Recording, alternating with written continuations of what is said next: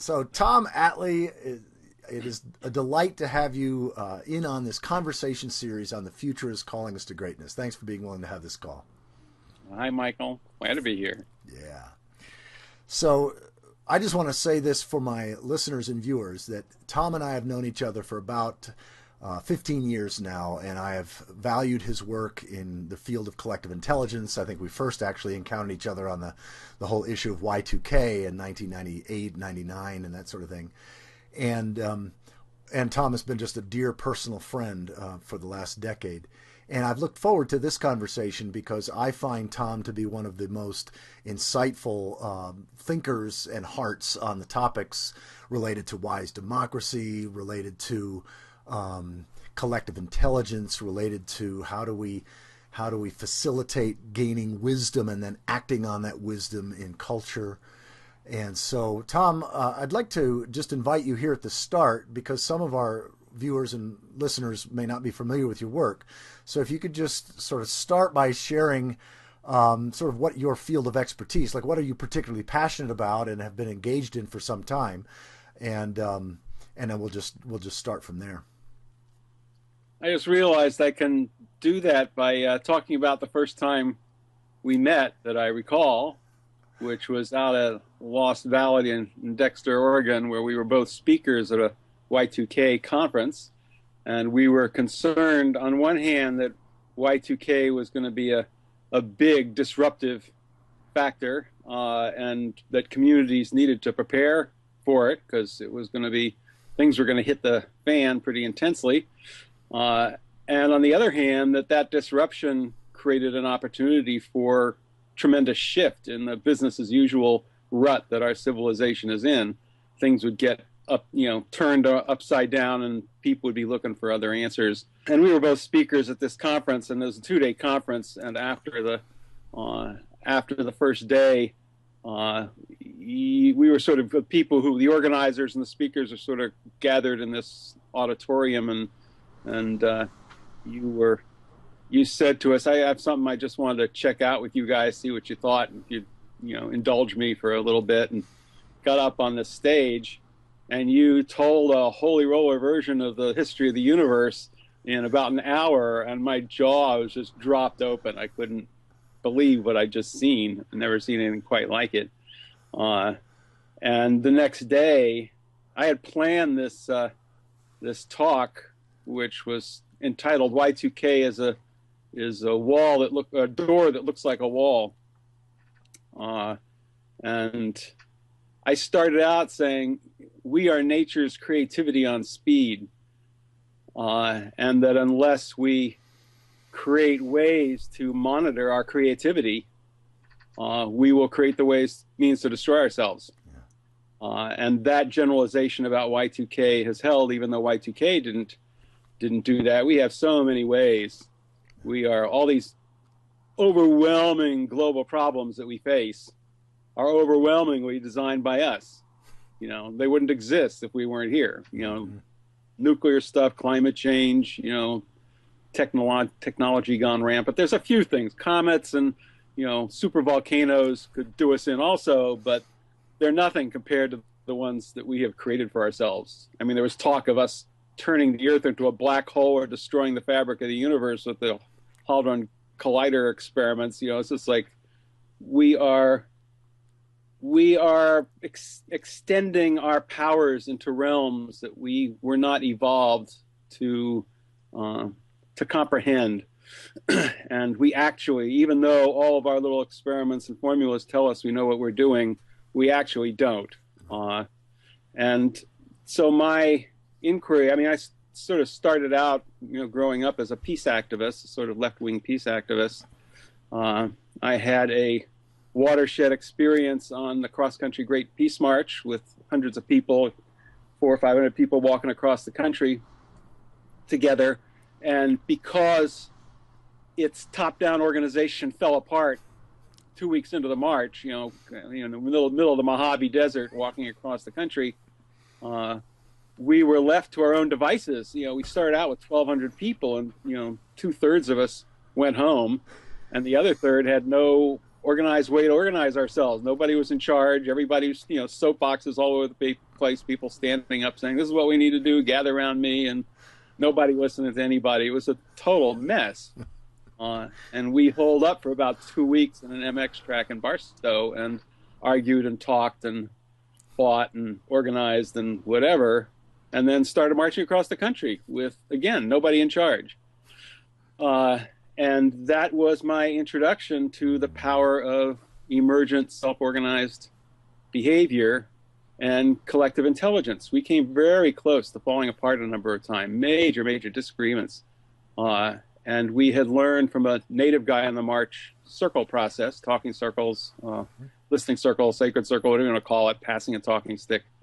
And we used that over and over again to create, breakthrough insights that resolve the things we were struggling with. Should we march all together down the road so we make a good solid image for the media, or should we get strung out and, talk to whoever we want and enjoy nature, and who are you to tell me what to do? We don't do it my way, I'm out of here. It got really horrible. And that's one particular incident that I wrote in the introduction to my first book, The Tao of Democracy. We were stuck all together in this fertilizer factory. We were camped out on the fertilizer factory lawn. Where do you put 400 people each night? End up in these bizarre places. And this big storm happened, and we all went inside the fertilizer factory, and it's sort of crowded in there, several hundred people in the smelly chemicals and rain pounding on the sheet metal roof. And somebody brought a portable PA system in and said, hey, we have this problem. Why don't we do it sort of like a talking circle, and each person who wants to talk for a couple of minutes into the microphone, and we don't have anything else to do. So we did that. And as it proceeded, things that I thought should be said in response to something somebody else said, somebody said it. It was like the group called forth the things that needed to be talked about. People were very passionate on both sides, all sides, and all this information came out, and nobody particularly could escape. We're trapped by by the waterfall outside. I don't know, it was about an hour, and then the rain let up, and everybody went out, and I realized that we knew what we were going to do. We'd never made a decision. We didn't vote. Nobody called for consensus or checked for concerns or anything. It's just we had talked it fully out, and whatever force it is that allows rain to start and end times, whatever you want to call that force, had arranged for us to talk it through sufficiently. And we walked together when we were in the country, and strung out when we were in the city, walked together in the city and strung out in the country. Called it city mode, country mode. Mm-hmm. And I ran to my tent and my little typewriter on the back of a milk crate, and stuck a bunch of carbons in and typed up four copies of it. Did you see what happened to us just there? What we did? Yeah. I've never seen anything like that before. It was like a collective mind thinking, well, this or that. Here's what if we do that, then it's going to be this, and and ultimately going, oh, okay, well, I guess I'll do that. A big collective me. The royal we as a collective. Mm-hmm. The royal me. The collective me instead of the royal we. Yeah, I like it. And I had never experienced collective intelligence. I stuck my little write-ups inside the porta potty doors, because that's the only place everybody went every day, was in the porta potties. That was wise. Where you stuck your notices, and that's right. Good use of carbon paper. And that incident in particular was a watershed one, but there were lots of others too. Of how does this group of people who didn't know each other before they came in the march, and very independent spirits, and suddenly they share this incredible purpose of walking across the country for nuclear disarmament, and we made it to D.C. with 1,200 people, which is what we started with. Wow. And I just was different after that. I wanted to figure out how progressive groups, peace groups, justice groups, environmental groups, whatever, could operate with that kind of magic, that kind of collective intelligence. And so I began researching different methodologies for doing that, different group processes and ways to do things, and organizational methods and stuff. and I was quite surprised that where that took me was to corporate consultants. Corporations were the enemy for me, as a left-wing person. Sure. And the most interesting work in this, although good work was being done in, community groups and activist groups, the really interesting work was being done in corporations, because they, competitive global environment, they need to figure out how to cooperate. So they had all these different methods to cooperate and think together, which I was learning and dragging over to try and get the progressive activists to use these methods, and they were very resistant. Of course. And then I began to think about it. If you can do this if you can do this for a group or an organization, you should be able to do it for a community. And why am I so biased trying to help progressive groups when communities could be doing this? Progressives, conservatives, people who don't identify in any way particular whatsoever. If you've got an issue and there's disagreements about it, and everybody's got their ideas and their opinions and their information or whatever, so put them all together in various ways. Mm-hmm. So I began to shift my thinking to how communities could do it, and very shortly after that I went, why couldn't you do that with a whole democracy? It just feels like our democracy is this battleground, and what I'd seen on the march is transforming a battleground into a collective thinking enterprise. And I began to find people who were using the language of collective intelligence, like Peter Senge talking about learning organizations. This is not an organization to help people learn. It's an organization that, as a living entity, learns. Exactly. And people go through it. It has different people at different times, but it's still an entity, just like we have molecules moving through us all the time, but we still have our entityness as an emergent organic form. So organizations and communities and societies are just more complex, more massive organic forms, kind of. So and then I realized other things like there's a guy named Howard Gardner who created a theory of multiple intelligences.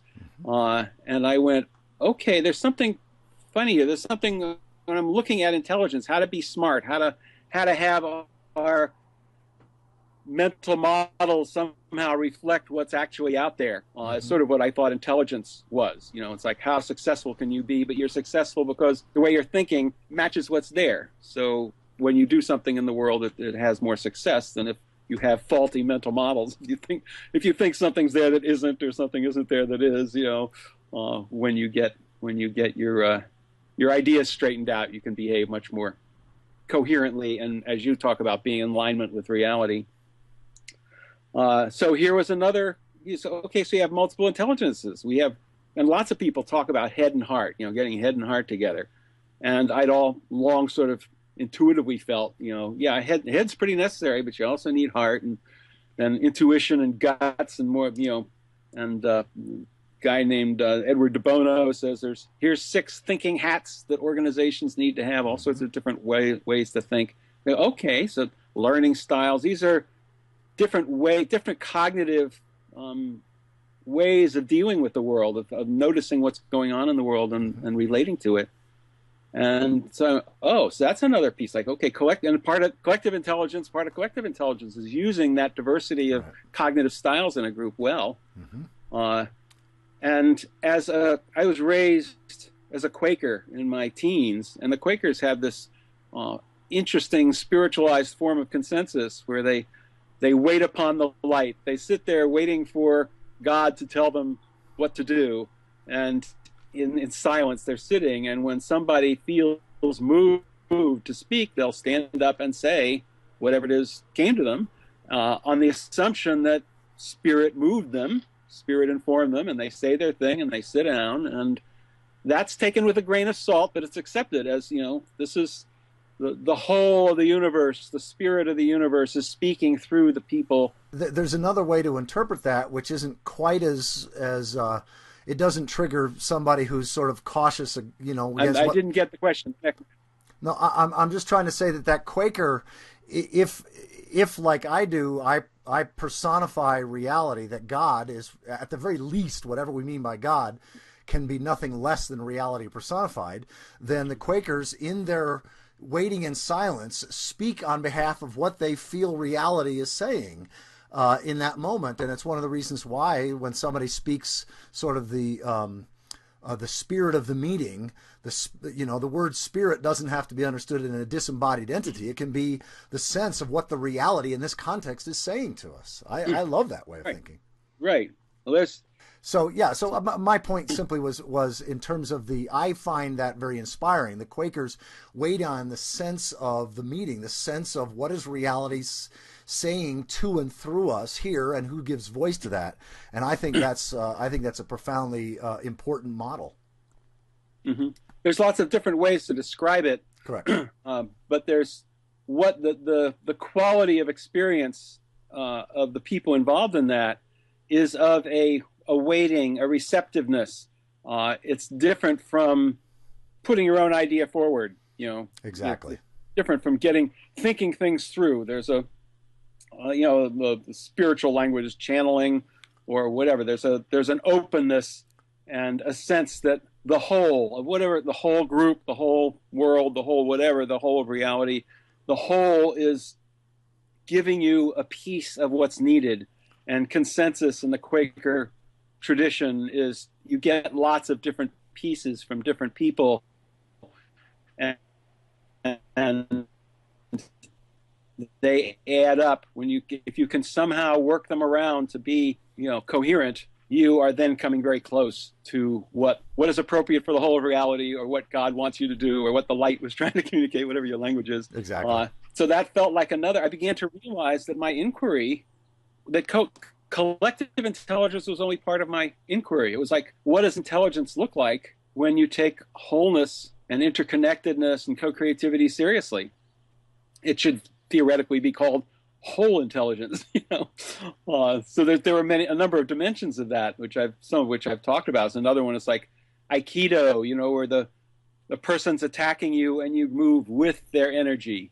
It's not you're deciding what to do. You are being totally responsive and getting an outcome that is good for them and good for you out of that responsive engagement. And permaculture, which is a form of organic agriculture, which looks at the site, the land and the light and the water patterns and all that, and the animals and plants, and creates a design of all that generates yield of some kind for you, generates food or whatever. And that attitude is very much like it's like, let's work with the system. Don't try to dominate it or control it. Take messages from it and have that tell you how you should behave. Yeah. So that's another form of sort of holistic, and I began to call it co-intelligence as my rule of my guiding concept, with wholeness being underlying that, all the different ways in how to apply all that to democratic theory and practice. So I began to focus on what democracy would look like, and particularly certain models I stumbled into where it was a mixture of, so there's a model, an interesting democratic deliberative model of picking a bunch of randomly selected people like a jury, usually a dozen, but there's some that have been done to several hundred also, and putting them through a informed deliberative process. They read briefing materials, they have an issue that they're wrestling with, that they're deliberating, and interviewing experts and partisans in the particular issue field, becoming lay experts themselves, and then deliberating together, talking about the trade-offs, the pros and cons, any bright ideas they have, and coming up with some form of recommendations. And there's a number of practices around the world that do this. The most widespread is called citizen juries, but there's consensus conferences and planning cells, and studying those and collecting them up and promoting them in various areas. And lately, I've become very interested more broadly in the idea of random selection, which is interesting given the function of alleged randomness in evolution. But we have incredible problems in our political culture, which is where the rules of the game are made in politics and governance, where people are corrupting the system, where the information that is being put into the system is bad information, or good but important information is being suppressed, where people's financial or PR power is manipulating the public consciousness and public behavior, or manipulating the actions of people who are making the decisions. It's a very, very distorted system. It no longer reflects the ideal of people, what the people's will is. And in researching my last book, I discovered this remarkable fact that in Athens, in ancient Athens, which is supposedly our model of an ideal democracy, they didn't elect people to public office. They used random selection. For like 90% of the government offices were filled by random selection, randomly selecting citizens to be in these offices. And then you had to do a good job, because there were serious consequences if you screwed up on your job. You would be basically tried by a group of your peers who were randomly selected to figure out what should be done about your abuse of your position. Oh, wow, that's brilliant. But they had Aristotle wrote this thing that the Athenians felt that that elections favored the oligarchs, the elites, and that random selection favored the citizens.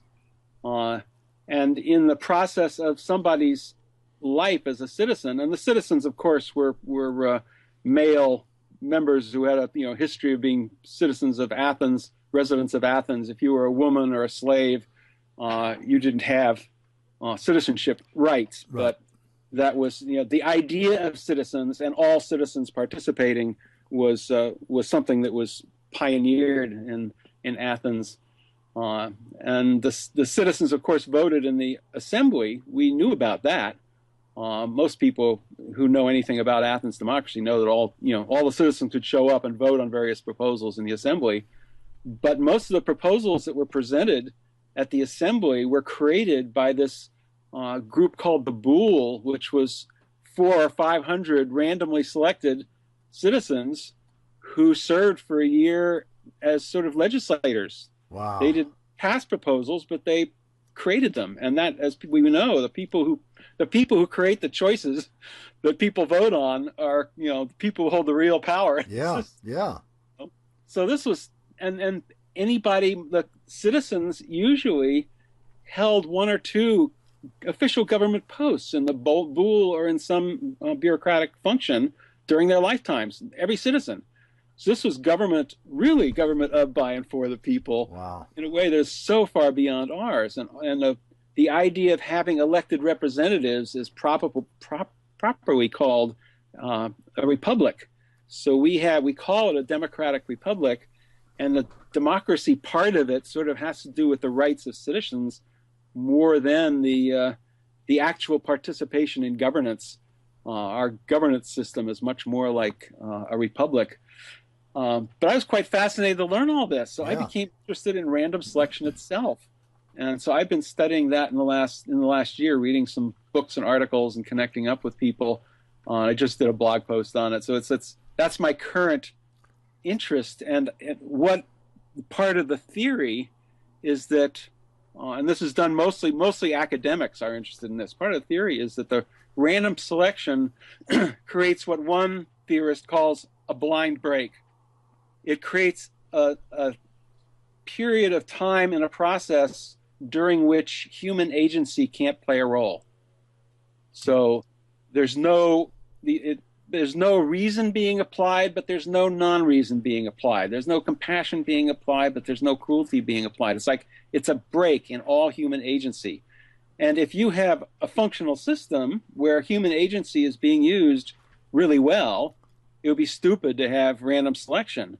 But when you come into what we're facing, which is an incredibly manipulated system at all levels, instituting a blind break in some way that afterwards you fill the space afterwards with healthy human agency, like in the citizen deliberative councils I was describing earlier.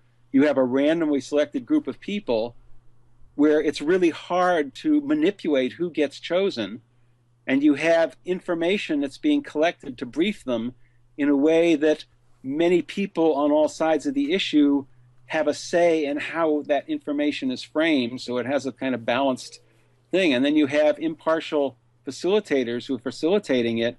You've created this blind break into which you're inserting quality information, quality thinking, independent ability to say what's going on.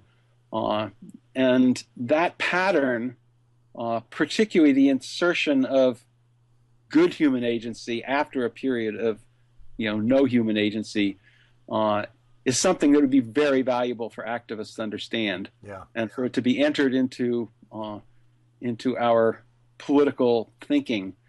If we had, what would happen if we replaced the House of Representatives in the United States, for example, with a randomly selected citizen legislature, where people served for 3 years? Every 3 years there's another 150 people who are randomly selected from the society, and they serve for 3 years, and then it's like 1/3 is being replaced each time.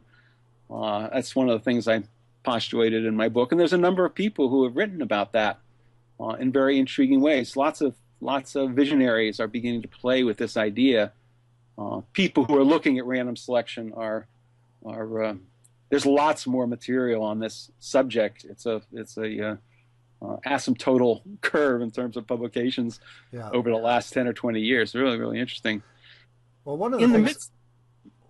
In the midst of all that, I want to make clear, particularly given this interview, that this idea of collective intelligence and co-intelligence and, random selection, accessing the wisdom of the whole, all those concepts can be held within the narrative of conscious evolution. Evolution is the grandmama or grandpapa of all change processes, of all intelligence processes. Nature is obviously intelligent. There's lots of problem solving that has gone on through the process of evolution, largely through trial and error, but not totally through trial and error. And there's now scientists in the field of biomimicry that are actually consulting with nature for the wisdom nature has to solve engineering problems. So there is intelligence in nature. It's just going back to my original thing. We are nature's creativity on speed. We are nature's intelligence on speed. You can't have wisdom on speed. And we're missing wisdom. We're missing the ability to think in the larger picture and the longer term, and with the humility, the recognition of our cognitive and the limits of our thinking and our ability to manipulate. We need to get more humble. We need to get bigger picture in our thinking. Right now, sustainability is one of the concepts that sort of holds that need. I really love the idea of conscious evolution, not primarily evolution of consciousness in an Eastern meditative sense, but the conscious evolution of our culture, the conscious evolution of our economic and political systems, for example, that we can learn a lot from the patterns that nature has used in its evolutionary processes. The one you've spoken of a lot is the idea that if you want to have a compound, complex entity or organism, you need to set things up so that the self-interest of the parts that fit into this organism or this entity is served by relating to the larger whole. So when the entities are behaving in self-interested ways, the whole, the welfare and capacities of the whole are being served. And that's John Stewart has looked at that, as you know, and developed it over the different layers, molecules and organic, organisms and multicellular organisms and societies. And we are trying to create a global organism that embraces humanity of human beings and other organisms and natural systems, nature and our technology, somehow holding all of that in a coherent organism at a global level that can sustain itself. And that can, and the only way we're going to do that, given our powers, is to do it consciously. We have to try and make our efforts to come together and be more productive and survive better into something that embodies that principle of, our self-interested behaviors need to be designed in. This is the idea of internalizing the costs. The carbon tax is the most common talked about example of that. The impacts of carbon emissions being included in the cost of those impacts being included in the price of carbon, so that high expense of carbon or emissions of carbon, if you want to engage in that, you have to pay a lot more than when you are not spewing out carbon dioxide and methane. Yeah. So that if you can design a system so that it internalizes all the costs, then the free market is a very powerful self-organizing tool for self-organizing the transformation and healing and improvement in health of the world. Yeah, if you don't have that principle, the free market destroys the environment that we're living in. So a lot of it is just conscious design using understandings of evolution, including, interestingly enough, the random selection and collective intelligence they're discovering is present in many layers of the of living reality. So that's one of my books, was trying to translate the kind of work that you and Connie do into activist consciousness, activist motivations, activist guidance. What would it be like to have a social change movement which recognized that this movement was a major aspect of evolution becoming conscious of itself? It's not that this is separate from evolution. This is what evolution is doing right now. Yeah. There's largely the efforts people are doing to transform the social systems and social realities that we live in. And to have a movement that was conscious of that as a spiritually significant, empowering reality would be like Gandhi, who was pursuing truth in a way that transformed the world, and King, who was pursuing love in a way that transformed the world. This, theoretically, you could have a movement that, if it really saw that and took that seriously, it would have immense power. 13.7 billion years of experience and energy is not something to shake a stick at. Yeah, exactly. So that's the overall view of the kinds of things that I work on, and it's horribly big, but absolutely fascinating to work with.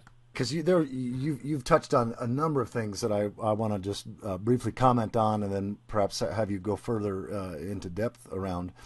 One of them, as you mentioned, Jon Stewart, not the comedian Jon Stewart, but the Australian Jon Stewart, who wrote a book called Evolution's Arrow, The Direction of Evolution and the Future of Humanity. And he also wrote a manifesto called the Evolutionary Manifesto. And this need to, that we've seen throughout evolutionary history at different scale, and now in the human realm, the way I often speak about it is that there may be no more important systemic shift that we need to make than to increasingly create structures, systems of governance where not only are the self-interest of the parts aligned with the well-being of the whole. That's a little abstract. Said more colloquially, that if a part, that is an individual or corporation or nation state, has a positive impact on the entire body of life, systems of governance where the well-being of the part is also aligned with or together with the well-being of the whole. So if an individual or a corporation or a nation state has some positive impact on the larger body of life, they benefit. And the more good they do, the more they benefit. So they're incentivized to do as much good as possible. And where an individual or a corporation or a nation state has some negative impact on the whole, that there's negative repercussions for the part. So they're taxed, or there's penalized, or there's moral strictures, so that it really is in their self-interest to do the right, just, ecological thing, and to not do the unjust, unecological thing. I mean, that really does internalize the costs, as you were talking about a few minutes ago. So I think that begins to create a structure where we start. I mean, one of the things I've so appreciated about your work over the years is that it's really about how do we facilitate, if groups of people are multicellular organisms, and then groups of groups are larger multicellular organisms, how do we access and then act on the collective intelligence of those multicellular organisms? Because as we all know and feel in our guts and see on TV, right now we've got a system that almost seems to be exploiting the collective stupidity of groups. Which there is. I mean, that the collective stupidity, or what I call co-stupidity, has been recognized by other terms for quite a while. Unfortunately, groupthink was one of the terms used for it.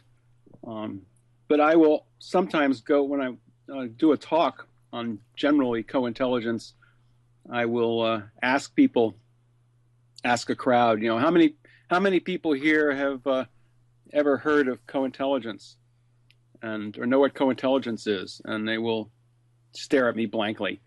Okay, so how many people have ever seen co-stupidity? And everybody raises their hand and laughs. And I go, isn't it interesting that you've never heard either one of these terms before, but you recognize co-stupidity and you don't recognize co-intelligence? Oh, that's interesting. That is interesting. Which is fascinating. Yeah. Well, I think it's one of the things that's also contributing to what Brian Swim, a professor of cosmology out in California, talks about, that we have macro phase powers, that is, humanity is now operating on the body of life, on the geosphere, the hydrosphere, the lithosphere. I mean, we're operating on the planet and within the planet at a macro phase that is a large scale way, but we're operating with micro phase wisdom. That is, we don't have the humility and the intelligence of and the wisdom of how to do what we're doing in a way that allows the larger body of life, upon which we depend utterly and of which we are a part utterly, to thrive.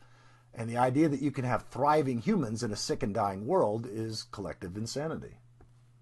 I find the concept of wholeness very useful as an analytic tool here. And I think it has implications for how science is practiced. There's a mixture of understanding wholeness and understanding the fact that our cognitive capacities evolved. And I think our cognitive capacities, not only the ability to know, but the ability to respond and act appropriately, evolved at the scale of our bodies. Yes. That's what's commonly known as human scale. It's like the 10 to the 0, 10 to the 1, 10 to the 2, and 10 to the minus 1, 10 to the minus, in terms of measurements. And we are now operating at planetary, intergalactic, or not intergalactic yet, but interplanetary and nanotech, microcosmic and nanotech levels, and we don't have ways of, and it's also over time. We're creating impacts like in climate, where the impact is delayed over tens or hundreds of years, and we aren't built to see that. Yes. Scientists may, with their special tools, be able to see, and certain technologists be able to impact, but collectively we can impact, but we can't monitor that impact very well, which climate change is such a brilliant example of that. And part of the limitations of science and scientific thinking is, oddly enough, the controlled experiment, which is the sine qua non of science in terms of actually understanding causes and effects. Because the controlled experiment is, you are removing ideally, you're removing every other possible influence but the one that you're studying, so that you can really see what's going on there. Did A cause B? And you get real knowledge from that about how A impacts B. And then you take it out into the world, and the world is not a laboratory. The world is filled with other impacts, and you take that knowledge and you apply it in a context where there's multiple causes and multiple effects going on all the time. And you act as if you actually know what you're doing, but you are taking a piece of the whole, the little knowledge you got, and you're bringing it into the real whole. And then you have the arrogance to call the other things that happen side effects. It's just like, Yeah, well, it's mind-boggling. Our language is so useful for making us not attend to what's actually going on. Exactly. Well, let's lean into this. I think this is an important topic. Let's lean into this a little bit more, because what can you share about how a systemic view of reality, understanding things in terms of wholeness, in terms of complex systems, how can that help us avoid the stupidest of problems from sort of a overly narrow understanding of the way science works or controlled experiments, and what's being done in this field? What's being done in terms of helping us to have a broader understanding of the scientific endeavor? I mean, I sometimes, the shorthand I sometimes use for what the global scientific endeavor is really about is it's trying to find tools that help us consistently access global collective intelligence. That is, you've got Christian scientists, Buddhist scientists, Hindu scientists, atheist scientists, scientists from all over the world with different backgrounds, different philosophies, different metaphysics, but they're all contributing to one common understanding of what's real and what's important. And so too narrow or too short term an understanding isn't going to facilitate that. So is there anything that you can say about sort of whole systems and systemic thinking?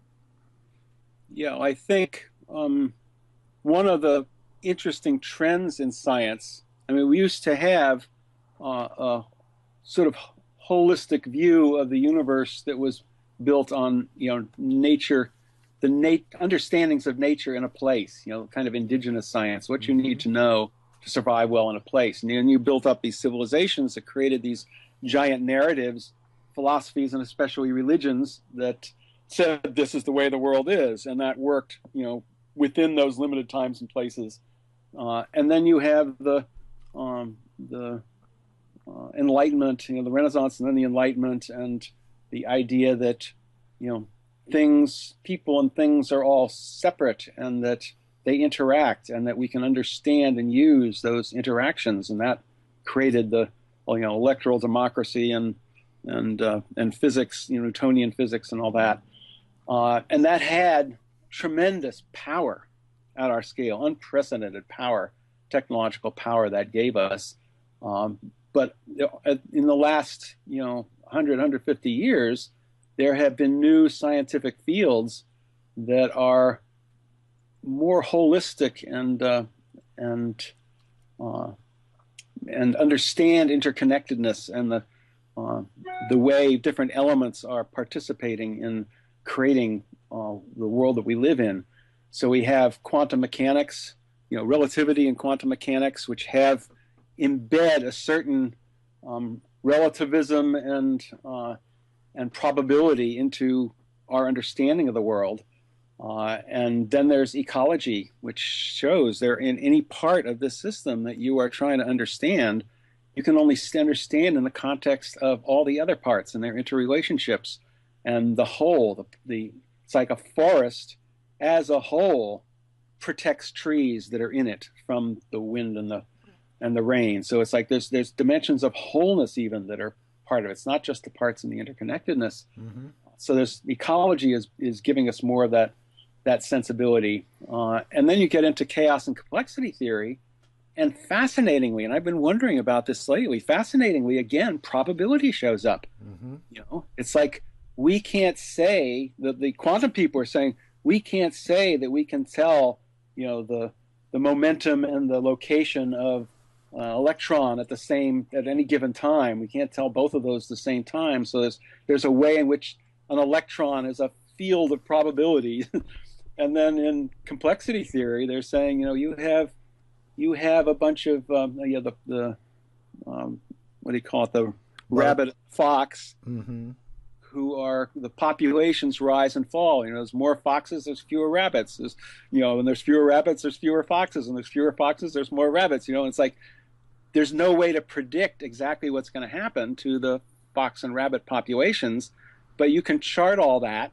Computers can chart this, and it ends up like a donut sort of model that's called an attractor. That any given moment, the probability of the relationship between the number of rabbits and the number of foxes the probability is that it's going to be somewhere in the dark part of that little donut-shaped map. Right. And that's called the attractor. It's like it tends to attract things happening more in the denser part of that chart. But that's not a real-world phenomena in our sense. You need computers and special data trackers to pull that information together. But it's still probability, and we hear that in weather. It's 50% chance of rain. It's like we're in a different. Back when I was a kid, it was either going to rain or it wasn't. Yeah, I mean, one of the books that I read actually 15 years ago now, that still is one of the more influential books I've ever read. In fact, there was a time that I used to buy up all the used copies on Amazon so I could give them away to people. Is Joel Durazne's book, The Symbiotic Man, and it was translated from French to English. It should have been The Symbiotic Human. What he meant was that humans living in a symbiotic, mutually enhancing relationship with our technology and with nature, and that it's almost like we're creating a new life form at the scale of the planet from the inside.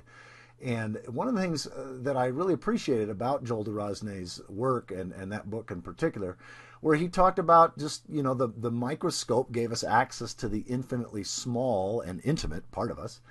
The telescope gave us access to the infinitely complex, or the infinitely far away, and distant in time as well. And the computer is giving us access to the infinitely complex. And so this whole notion of computer technology helping us to pay attention at scales and at sizes and at speeds that our primate hominid brains don't naturally track on, that we need their assistance in this. And that kind of cycles back to what you were talking about before. I remember you and I had a conversation years ago about the book, what is it, New World, Old Mind, or something like that? New World, New Mind. New World, New Mind. That we were not evolutionarily programmed to pay attention to things that we now have to pay attention to if we are to survive and not cause unspeakable tragedy for countless other species as well. So if collective intelligence is the ability of a collective to align to what's really there, and if collective wisdom is the ability to expand that to embrace more dimensions of what's there over greater time spans of what's there, and consider the benefits and harms to more entities over that time span, etc. What are the governance, not necessarily governmental, but what are the governance, the things that shape our collective behaviors? What are the governance systems that allow us to move beyond our limited primate cognitive capacities and responsive capacities? We have technologies of, scientific technologies that allow us to move beyond those limits in our perceptions, for those people who have those tools, in our perceptions and in our ability to impact. But at the larger level of a whole society, does it take a dictatorship of the privileged, knowledgeable elite that forces everybody to behave according to what's needed rather than to what their self-interested, limited impulses are? Evolution tells us that's probably not going to work.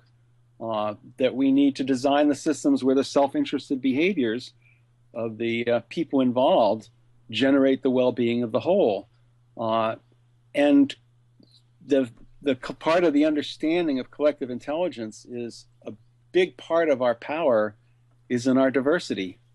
The fact that people are different in how they think, in what they know, in their positions in the systems that we're dealing with, and how to design collectively wise systems that access that diversity and instead of having that diversity become a source of conflict and dissonance, have it become a source of greater capacity to comprehend the complexity of the realities that we're dealing with.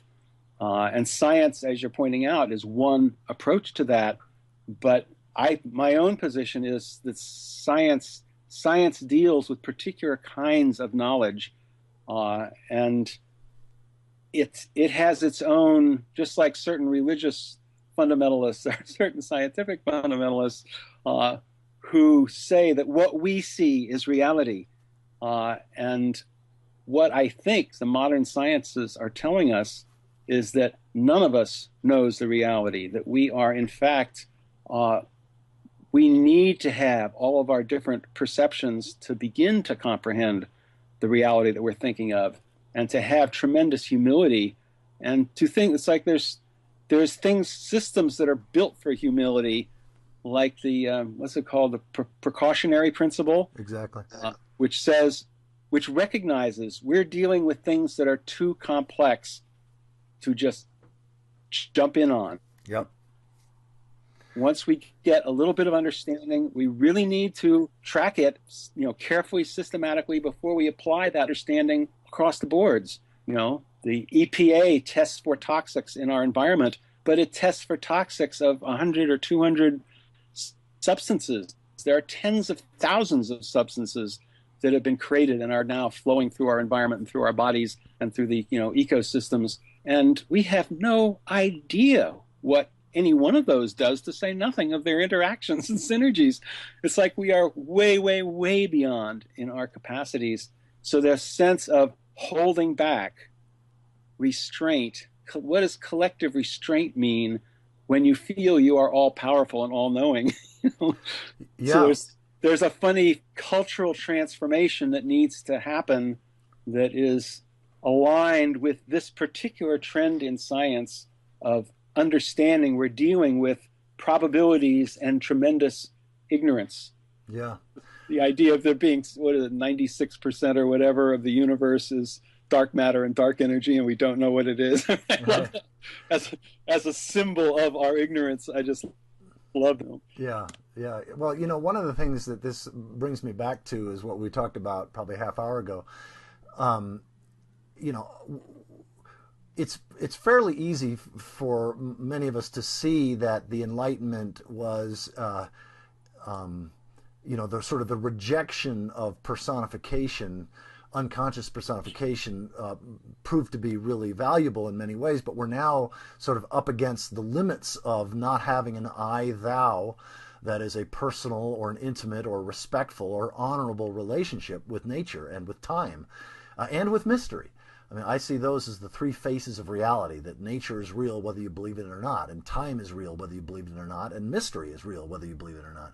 So what does it mean to have an I-thou relationship with reality? And I've come to start using language like, I think that we're in the early stages of what may someday, assuming we survive as a species, come to be known as the Great Reckoning. That is where we've been out of right relationship to reality, either because we've had mythic understandings of reality that we took literally, so we weren't even present to what nature was telling us as if that was divine, which it is, but we weren't present to that because we thought God's word was back in the Bible or Quran or the Bhagavad Gita or wherever.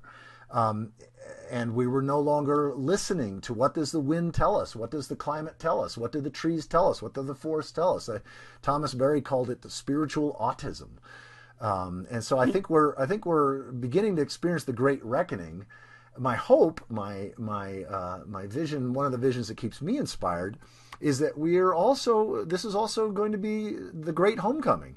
That is humanity, kind of as a species, the prodigal species, waking up to the fact that we've squandered our inheritance, and we're now waking up to our predicament, and that we've rejected reality, and it's time to come home to God, to reality, to nature, in an intimate, personal way. And I think this is something that all indigenous peoples, all tribal peoples had, because they were forced. If they didn't have an intimate I-thou relationship with nature, they died. They didn't last very long, and we now. It's almost like science has given us the knowledge of, big history that, and knowledge of so many other cultures and what, rising empires and contracting empires and all this kind of stuff. And now here we are, where climate change is pushing us up against some major time limits where we have to access collective intelligence and have to take certain systemic action, in the next 5 to 10 years, in order to avoid the worst catastrophes.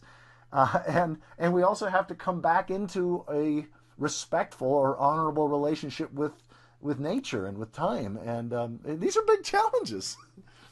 It's interesting your use of the word reckoning. I mean, when you say the Great Reckoning, I think of a definition of reckoning that has to do with, consequences, facing consequences, answerability kind of thing. Yeah. The reckoning also has to do with orientation, if you're navigating.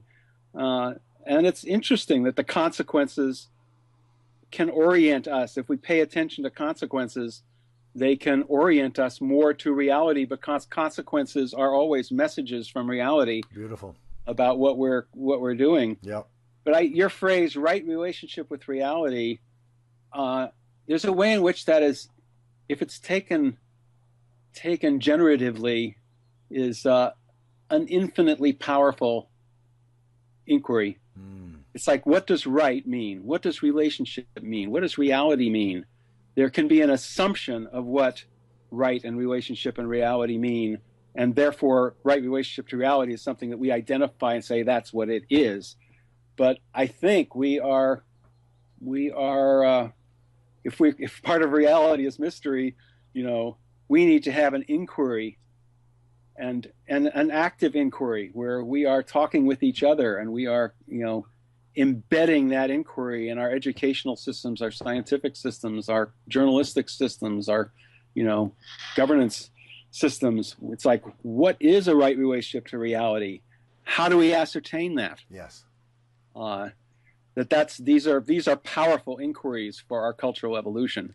Well, I agree, and you've actually been my teacher in this regard, because I have a more nuanced and hopefully more humble understanding of what it even means to be in right relationship, to yearn for right relationship to reality, to collectively discern what that even means. And it's been conversations that I've had with you over the last, 7, 8 years around this meme that has softened my own take on that. Well, I'm very happy for that. There's this guy I bumped into today. He wrote in response to my post on random selection, oddly enough, but he's a psychologist who has been doing dream work with people for a long time, which is like finding meaning for your life in dreams. And one of his tools has been to take the dream entities and objects in the dream and to interview them. So the person who has the dream will look at a particular character or object or situation in the dream, and there's a sense in which they'll kind of personify it. They'll make it into something, of course, they can talk to. Yeah, of course. And then they will ask it, what is the meaning you carry? What are you trying to communicate? Whatever. That's brilliant. And gather information on it. Yep. And then he made a leap. He says he's now done work with groups and organizations about situations that they're facing. And he says for each person in the group that he's working with, take that situation, what is the emotional flavor of it for you? And really name that. Now, what is the color of that? And the color of that emotion. And then immerse yourself in that color and let it condense into some object. It doesn't matter, some object, some person, something, and then interview that. And it may be a horse, or it may be a toilet brush. These are examples that he gave. And he says he finds the answers that these are almost like independent intelligences. What you'd expect the toilet brush to tell you is not what it tells you. And whether these things have independent existence or whether they are voices for unconscious dimensions of the people who are there. But he says what they come up with are things that you can actually do and that they then work in the world. And it's like, what is going on there? This Well, is yeah, mystery as a source of information. What is the relationship between that and our more quote unquote objective sources of information? see, yeah, I think this is brilliant because what it does is it adds a whole new it's a whole new window into what I've been talking about a lot lately, which is I read a few years ago. I guess it was only about a year and a half ago. James Hillman's book on revisioning psychology, which were his Yale Terry lectures back delivered in the 1970s, I think 76, 77, something like that. And he spends several chapters talking about the essence of myth and personification as essential for entering myth. And the whole notion of myth is relationship. You relate to your inner world, your outer world. That is, you relate to those aspects of reality that are beyond your skin and those aspects of reality that are within, and even there it gets somewhat complicated when you think about Gregory Bateson's mind and nature. But anyway, let me bracket that for a moment. And it sounds like what this guy, as you were talking about, is really sort of re-mythologizing. That is, allowing different aspects of reality to be symbolized and then personified, which is the essence of religion and myth, is to personify some aspect of reality that's not human, more than human, other than human, and then find what's the wisdom there. And it's not merely we are personifying. In some very real sense, reality itself is in a co-creative process with us in that. And this is one of the things I'm taking to religious people a lot these days, is to not only not be ashamed or embarrassed or shy about using mythic language, but to recognize that this conscious personification can be humongously useful in helping to navigate these challenging times that we're in and to access wisdom that the rational, reasonable side of our brain doesn't access as clearly or as efficiently as this more intuitive, the other half of our brain. It's funny. It's sort of like it's like updating myth. It's Yeah. What's wrong with a lot of the literature, the sacred scriptures, and all the rest, is not that they're myths. It's that they're old myths that were designed for a different situation. Well, and they're not recognized as myth, and so they're not recognized as personifications. Right, but there's a funny way in which we need to recognize more of what we call as reality as myth. Yeah, no, I agree.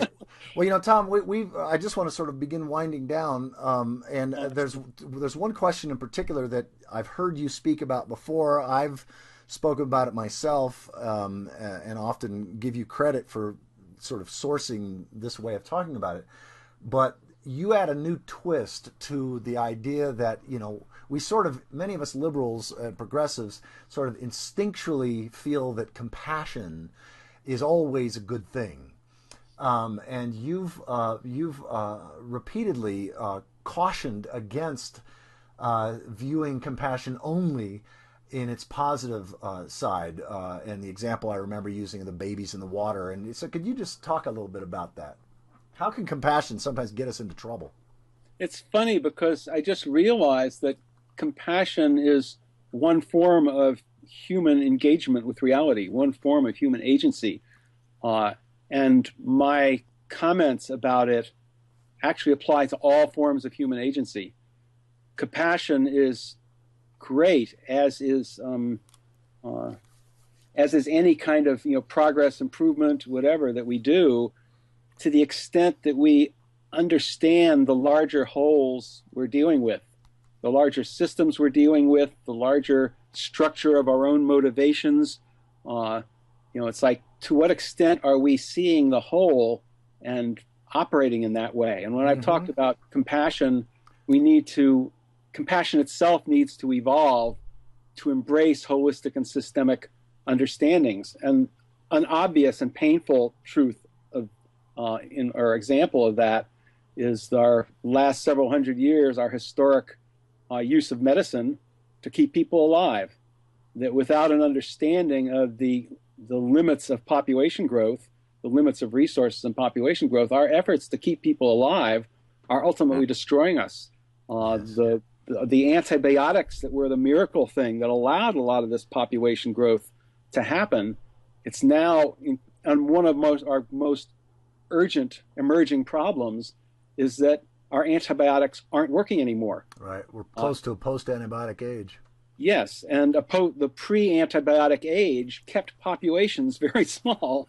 You know, that large populations were checked by these microorganisms, and they are those microorganisms are part of the whole. And when we see them as enemies that must be killed, as our approach to maintaining ourselves, we are setting up a situation in the larger system where we're pushing limits in that larger system, and that larger system needs to weed us out somehow. Yeah. And yeah. it will. Yeah. You know, through hunger or pestilence or war, all those, the horsemen of the apocalypse are ways that the system has of trimming human populations.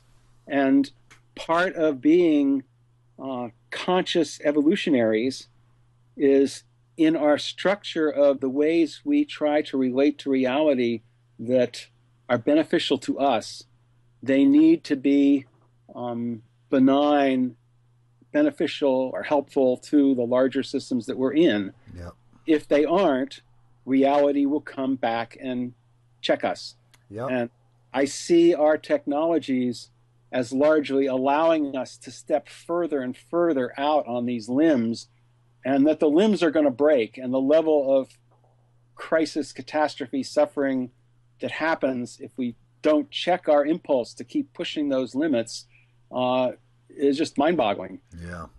So that it feels like that's our age, our current generations need to redefine who we are in the world, that is more humble, that sees us as parts and participants in these larger systems rather than rulers of them, and everything else is a resource for us and all that. Yep. And if we don't, we will be either trimmed radically or eliminated totally. Yeah. So for me, that's the nature of the challenge, and the fact that all these challenges are perfectly designed for our learning. Yes. We created the assumptions that are built into our culture, generated them, and they are pointing our attention very directly and powerfully towards those basic assumptions. And we just have to be willing to take the lessons and become evolution, trimming our own and designing our own world with much more wisdom. Yeah, amen. Well, Tom, I so appreciate this conversation. Could you say a little bit about your books? Because one of your books, Reflections on Evolutionary Activism, still helps keep Connie and I in gas and food money. So say a little bit about your books, and then how people can learn more about your work. Well, the sort of central crossroads for my work is the co-intelligence.org website. It has links for my books. It has links for my blogs. Most of my current work is reflected in the blog postings. So being at my current blog is the best way. And I have the website and books are sort of collections of what I've learned at a particular stage, and put the 2003 Tao of Democracy was my place to put a lot of different processes and political visions, group processes, organizational processes, and group visions that would add up to a more holistic form of democracy, in which the people say we did it ourselves, which is what the Tao says. The leader leads well, the people say they did it themselves, which is why I call it the Tao of Democracy. The next book was the Reflections on Evolutionary Activism, which again covers a lot of the things I talked about here. I was very inspired by your and Connie's work. I had an epiphany about that spiritualized my evolutionary understandings, which I described at the beginning of that book. And then, what if we took seriously evolution as both an inspiration and a source of information about how we should be social change agents, and played that out, largely built out of correspondence I had with you and Connie, which I made into chapters in the book. So it wouldn't have happened without the connection with you. And then I was asked for those were all both self-published, and then the final one, which is Empowering Public Wisdom, I was asked to do by a small publisher, nonprofit publisher. And that is a more specific vision of how we could create a new form of democracy, and what its underlying logic would be, and what its forms might look like, which was designed as guidance for a movement for people who are interested in, sort of wiping the slate clean and doing something radically different that would help us be collectively wise. Public wisdom is the wisdom potential of ordinary people when they have access to information they need and the ability to interact together in creative ways. And how do you embed that into political forms? And I have, books sort of bubbling in the background on how to do this with economics and the whole issue of random selection. These are two. I'm gathering lots of data that could end up as books, but currently you'll have to check out the blog for those things. That's great. And one of the things that I want to mention just to anybody who's watching or listening to this, if this whole field that Tom has been talking about in terms of wise democracy, collective intelligence, the wisdom of the whole, and things like that, if this is something that just allures your own heart and soul, I would encourage you to be in contact with Tom, because I've been encouraging others I think all of us who are carrying a piece of the puzzle that may be important for future generations need to be, especially if we're over 40 or 50 years old, we need to be thinking in terms of mentoring the next generations in where our expertise, where our sort of field of study is. So if you think you might want to learn more from and about Tom and perhaps carry this torch long after he's gone, be in communication with Tom, because I really do believe that this is some of the most important work happening on the planet. If anybody wants to be a protege or intern unpaid, let me know. Yeah. All right. Well, Tom, thank you so much. This has been wonderful as always, and I love you, brother. Fun talking with you, Michael. Carry on. Yeah, you too. Hugs.